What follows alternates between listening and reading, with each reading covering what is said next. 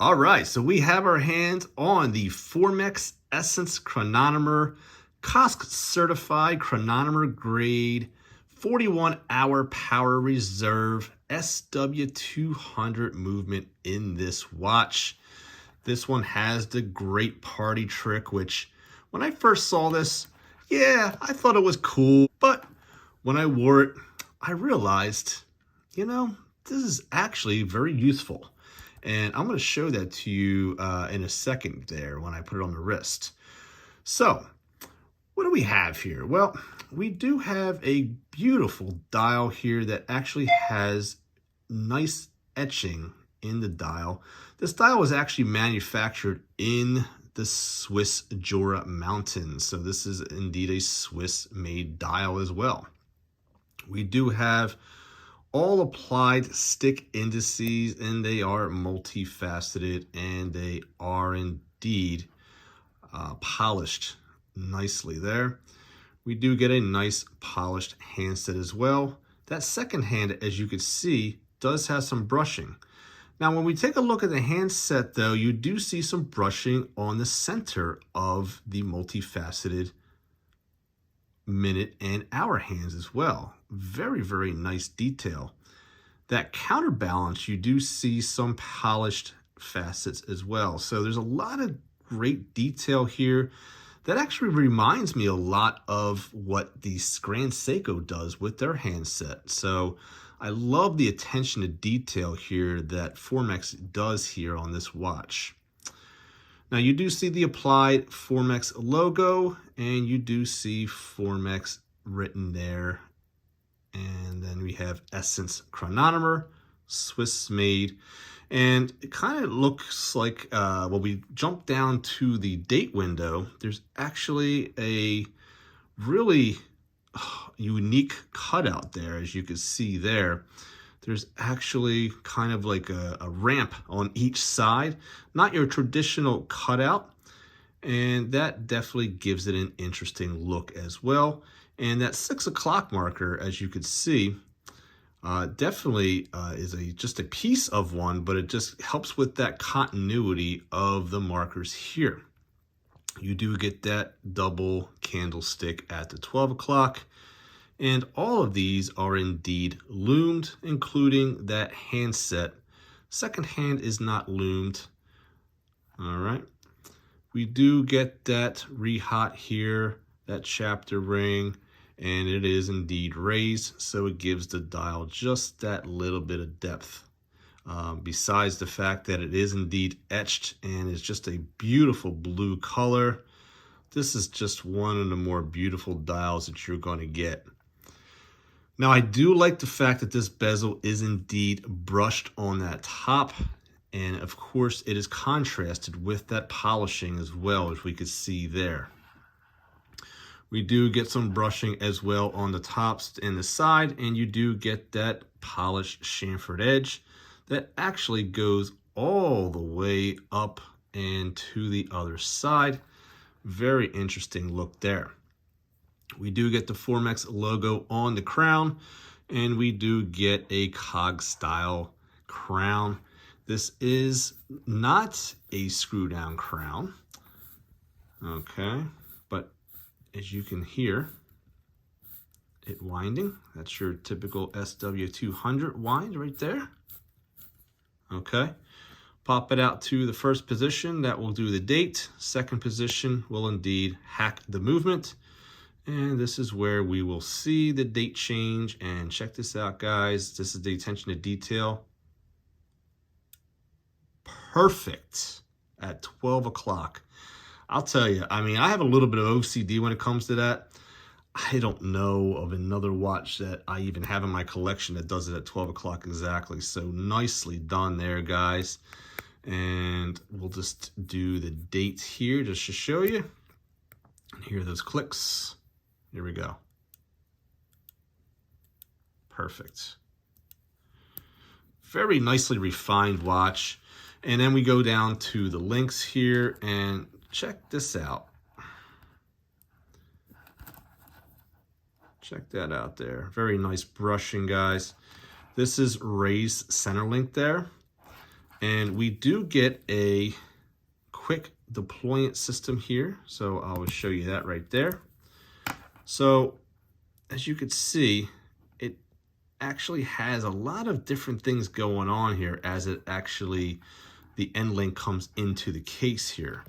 And it gives the watch just a lot of different special angles, and putting that in is not too bad as well. You just need your 2 fingers here, and there we go. Just like that. There we go. All right. So it gives it a very unique look. You know, you got some definitely a lot of dimension here coming on, going on at the end link here. And it's a beautifully done bracelet, guys. Now we do get a screw link here. I do have one that is actually sticking out there. And all you need is a simple screwdriver set, and it is only one side, which is absolutely perfect. Nice job there. And you also get a hidden micro extension here, which I'll show you right here, see? So if your wrist is swelling throughout the day, you can actually just activate your little micro adjust right there. And that's your hidden micro adjust system, as you see there. And you get your milled clasp, butterfly clasp. You've got to get this side in first before you get this one in. And it is dual push button right there. And you actually have to pressure fit this side. So a little bit of a complicated bracelet, or should I say clasp here, where you've got the combination of the push button, and then you've got the friction clasp, and then you got to make sure this goes in first and that goes on. And then you also have this, you know, pretty cool system here, but it can be a little bit of a pain. But it's just a lot of things going on here in the clasp. It looks nice, but it's a bit more complicated than it should be for such a simplistic function. So just my 2 cents there. In regards to the case back, we do get a pretty nicely decorated movement here. And you do get the Formex logo on the rotor itself. We do get screws all throughout. I don't typically like screws for a case back, but here it's just fine because you're not changing a battery, so there's really no reason to even get back there. So, I mean, I don't have a problem with that. And we're just going to close this up. So you got to go that and that. You almost need an instruction manual just to close that. Besides that, let me put it on the wrist, guys, and show you what it looks like on the wrist. And again, see, this is where you have to read the manual and make sure you get this on there correctly. There you go. All right, so there you go. And this is where I talk about this this system. Check that out. If you like to wear your watch above the bone and you're flexing your wrist, for instance, check that out. That actually does come into play more than you know. And, you know, even if I'm going this way, check that out. See? Very nice to have that suspension system. Otherwise, it's very uncomfortable. So let's just say you're lifting yourself up off the ground. You're going to have to extend your wrists. And that's where this system, the watch, actually lifts up. Now, to show you on the side, it's not only just the case itself here, but also the crown. Check this out, guys. The crown comes along with it. It's a really cool party trick, and as you saw, it is actually very practical. So, in regards to the negatives, guys, the clasp for me is definitely a bit of a nuisance. As you saw, even when I was trying it on there, I'm like, okay, I have to kind of think about this.